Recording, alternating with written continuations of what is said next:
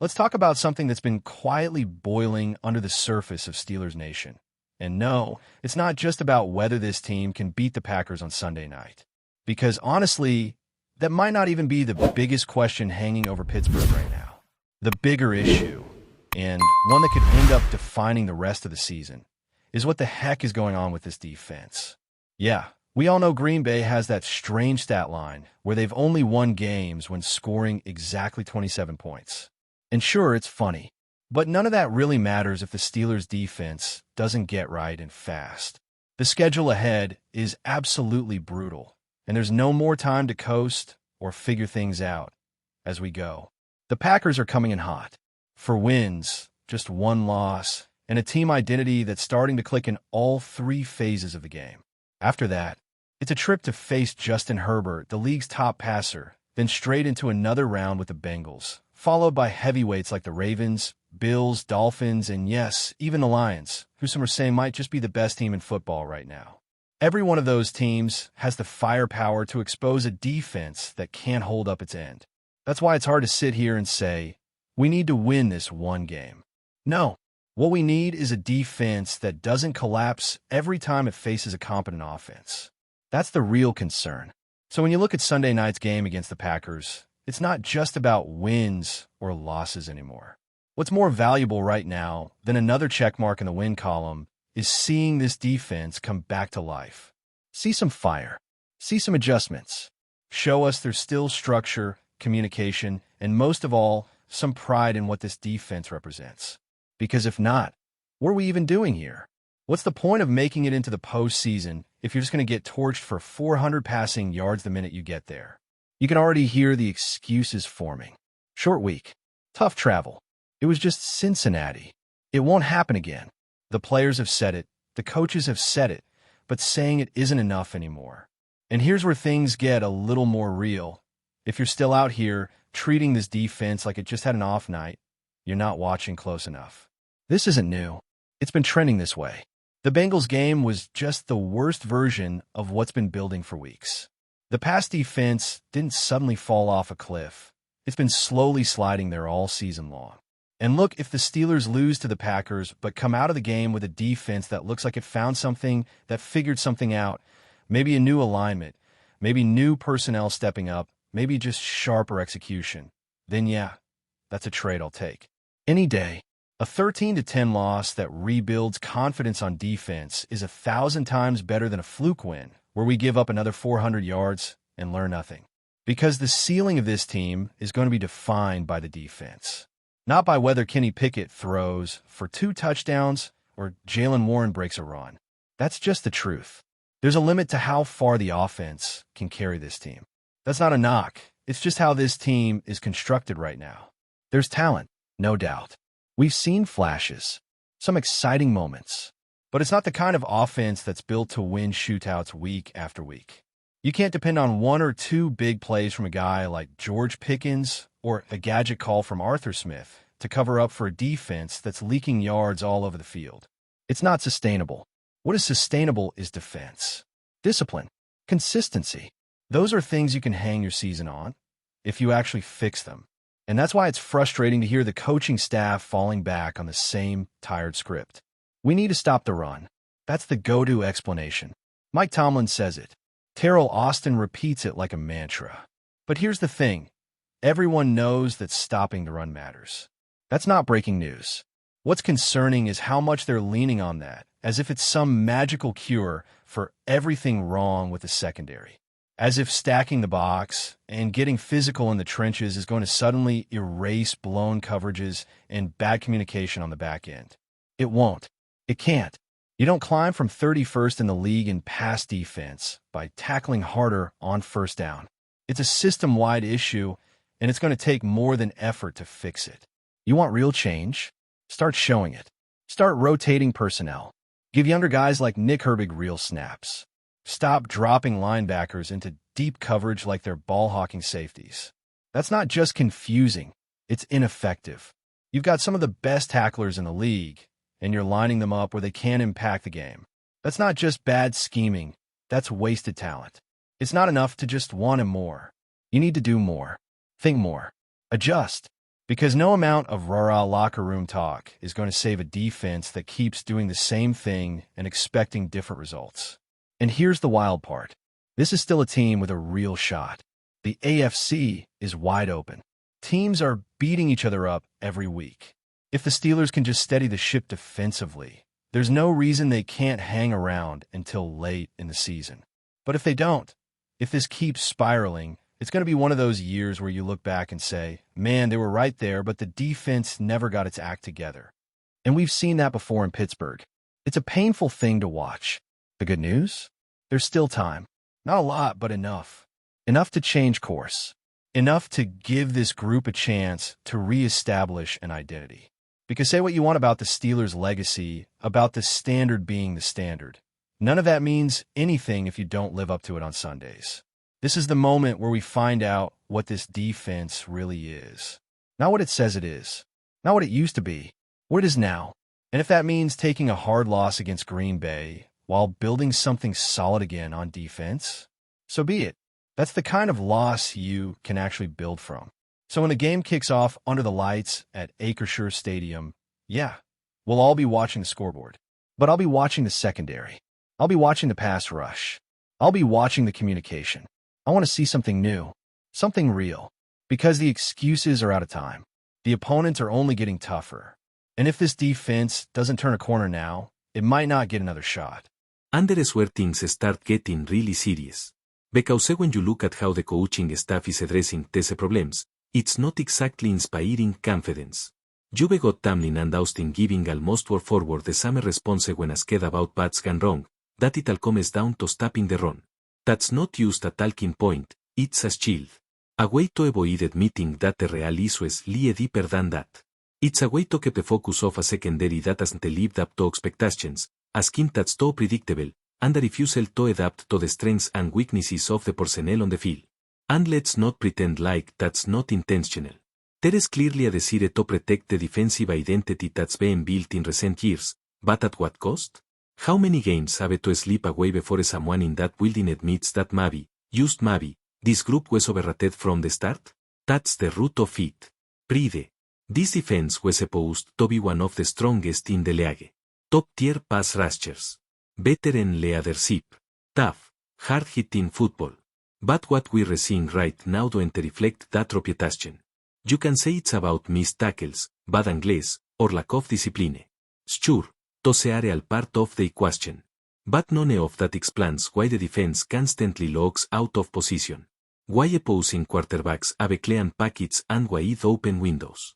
Why receivers are getting separation without even needing to run complex routes. That's not just a matter of playing harder. That's a design issue. That's preparation. That's coaching. Now, I'm not saying the players are off the hook. Far from it.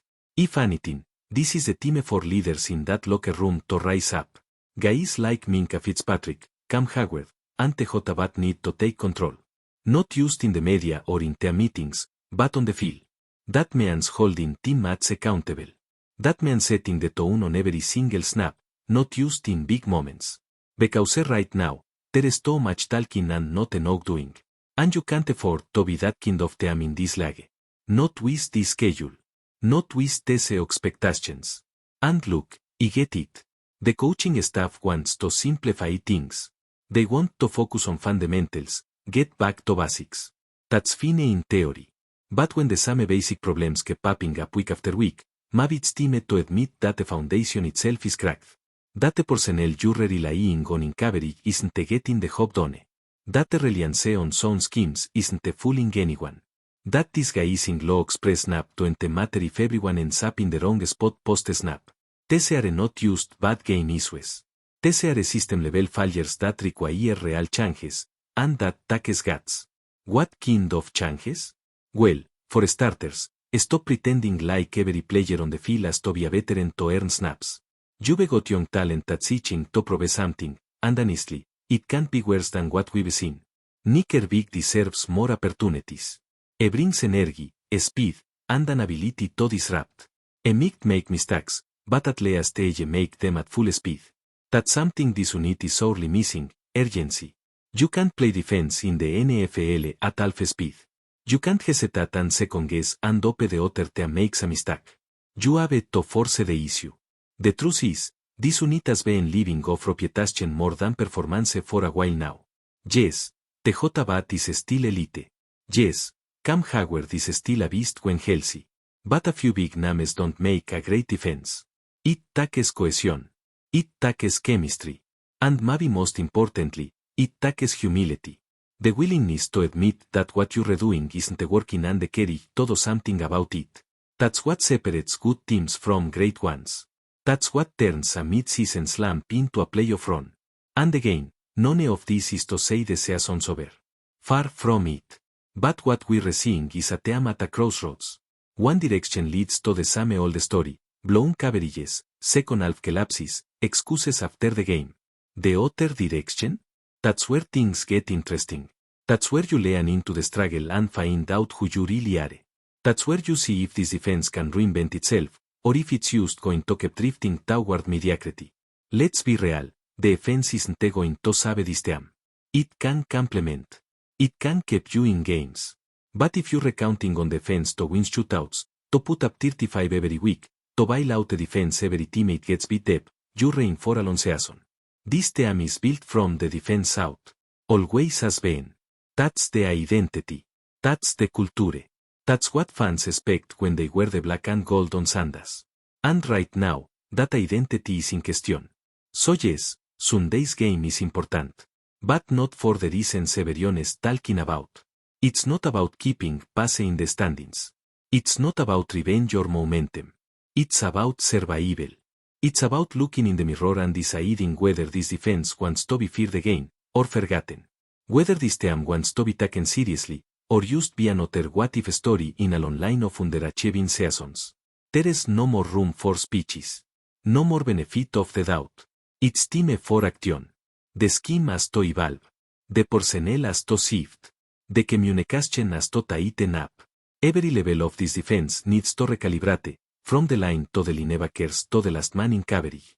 Because Green Bay is not the final boss. They reused the next test. Herbert, Chase, Taylor, Allen, Hill, they real coming. And if the Steelers don't figure themselves out fast, those matchups are going to get ugly in a hurry. So when Tamlin says we need to stop the run, I hear something different. I hear a team that's still stuck in a mindset that belongs to a different era. A team when games were won in the trenches and you could bully your way to a win. But this league has changed. This season is different. Teams are faster, smarter, more dynamic than ever. If your answer to everything is to play more physical and rap a better, you're missing the bigger picture.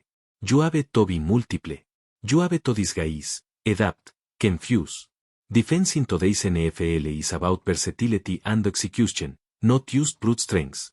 But before we dive in, don't forget to subscribe to Steelers Nation Central and hit the like button on this video. Your support helps us keep bringing you the latest updates on the Pittsburgh Steelers. And don't forget to share your thoughts on the news in the comments below. In a move that has sent shockwaves through the NFL, whispers have turned into what insiders are calling a done deal. Jordan Love, the young quarterback once viewed as the future of the Green Bay Packers, is reportedly closing in on a surprising agreement with the Pittsburgh Steelers. The news, still unconfirmed officially, has set the league's rumor mills ablaze, with fans and analysts scrambling to make sense of a scenario few saw coming. Sources close to the situation suggest that Love, who has spent his early career largely in the shadows behind Aaron Rodgers, has been quietly exploring opportunities where he could step into a starting role and fully unleash his potential. Pittsburgh, a franchise with a storied quarterback legacy but recent uncertainty under center, seems like the perfect landing spot. The Steelers, known for their meticulous approach to building around a signal caller, might be banking on Love's arm and mobility to redefine their offensive identity. The timing of this potential move raises eyebrows. Love's development in Green Bay had been slow but steady, and many expected him to either wait his turn or seek a less prominent team as a starter. Yet, the allure of Pittsburgh, its fan base, history, and a roster that could support an ascending quarterback, may have been too enticing to pass up. Insiders suggest that negotiations have been surprisingly smooth, with both sides eager to make a splash before the league's calendar moves into the draft and free agency frenzy. Social media has erupted with speculation, and Steelers fans are torn between excitement and cautious optimism. Could Love be the franchise quarterback Pittsburgh has been chasing, or is this a high-risk gamble that could define the next era? Analysts are already comparing the situation to some of the league's boldest quarterback acquisitions, highlighting how a single unexpected move can shift the power dynamics in the AFC. While the deal is not yet officially announced, the buzz around Heinz Field is palpable. If the rumors prove true, Love's arrival could ignite a wave of energy through a Steelers offense hungry for identity and simultaneously reshape narratives around quarterback succession in the NFL. One thing is certain, Jordan Love to Pittsburgh, if confirmed, will be one of the most talked about stories of the offseason. That's it for this update. If you enjoyed the video and want to keep receiving exclusive news about the Pittsburgh Steelers, make sure to subscribe to Steelers Nation Central and give this video a like.